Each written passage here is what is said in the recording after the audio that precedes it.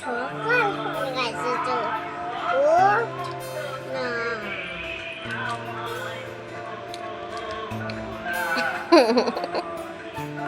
Everyone good morning. তো আজকে আমাদের এখানে শীতলা পুজো, আর সকালবেলা আমার মেয়ের ডাকে আমার ঘুম ভাঙলো। আর আজকের আমরা দণ্ডি দেবো, পুষ্পাঞ্জলি দেবো, আর কি করবো সেটা তোমাদের সাথে শেয়ার করবো। তাড়াতাড়ি উঠে ফ্রেশ হয়ে আমরা মন্দিরে চলে গেলাম। মন্দিরে গিয়ে দেখি সবাই মালা গাঁথছে, কেউ ফুল সাজাচ্ছে, আর ঠাকুর সাজানোর কাজ প্রায় শেষ। পুরো পরিবেশটাই ভীষণ সুন্দর আর পবিত্র লাগছিল।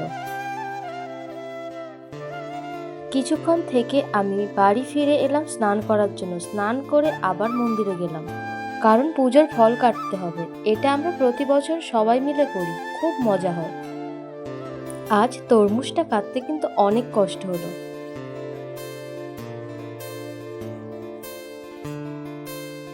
অবশেষে সব ফল কাটা শেষ হলে আমরা চলে গেলাম ছোট মামার বাড়ি, কারণ দিদি জামাইবাবু ছোট মামার মেয়েটাকে তখনও দেখেনি।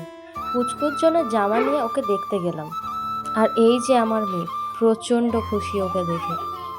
বারবার ওকে চটকাতে যাচ্ছিল, গাল টিপে দিচ্ছিল।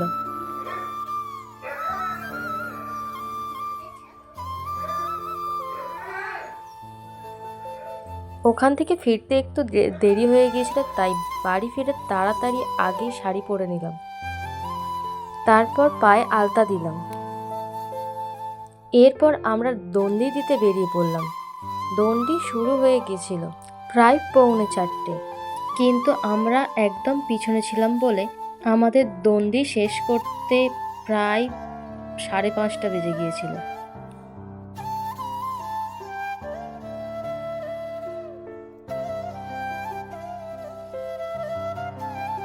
আর আমার সামনে আমার দিদি আর জামাইবাবুও দণ্ডি দিচ্ছিল। আমি ছিলাম ওদের পিছনে। আর আমাদের এখানে বড়রা যখন দণ্ডি দেয় তখন বাচ্চাদের পিঠের ওপর শুইয়ে দেওয়া হয়। ঠিক তখনই আমার পিঠের ওপরেও আমার কাকার ছেলেকে শুইয়ে দেওয়া হয়। শুইয়ে দিতে হয়নি, সে নিজে নিজেই শুয়ে পড়ে, আর উঠতেও চাইছিল না। লাস্টে তো আমার মেজমা জোর করে ওকে তুলে নিয়েছিল। দণ্ডি শেষ করে বাড়ি এসে আবার রেডি হয়ে মন্দিরে গেলাম আরতি দেখতে। আরতি দেখলাম, অঞ্জলি দিলাম, তারপর বাড়ি ফিরে খেয়ে একটু ঘুমিয়ে নিলাম।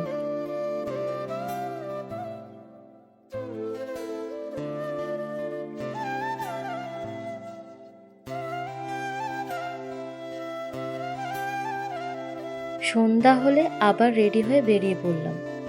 আমাদের এখানে শীতলা পূজায় পাড়ার সবাই বাইরেই রান্না করে। সবাই মিলে সবার বাড়ির তরকারি খাওয়া হয়। সত্যি বলছি, ভীষণ মজা হয়। খাওয়া শেষ করে আমরা আবার মন্দিরে গেলাম।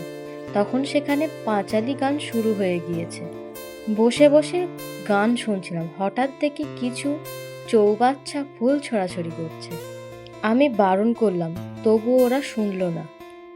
শেষে এক দিদা বকাবকি করতেই সবাই চুপচাপ ফুলগুলো কুড়িয়ে পরিষ্কার করে দিল।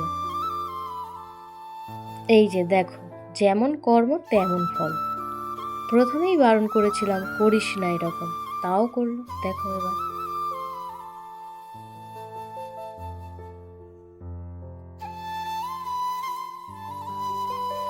এইসব দেখতে দেখতে রাত কখন পেরিয়ে ভোর হলো, আর এই দিদা তো কিছুই বুঝতে পারলো না, ঘুমিয়েই হা।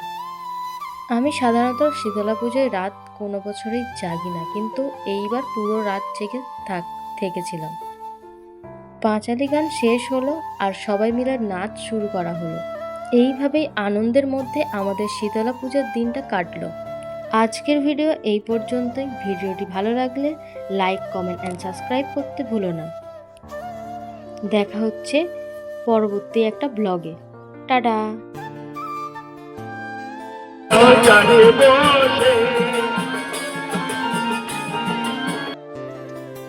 जय हिंद दोस्तों।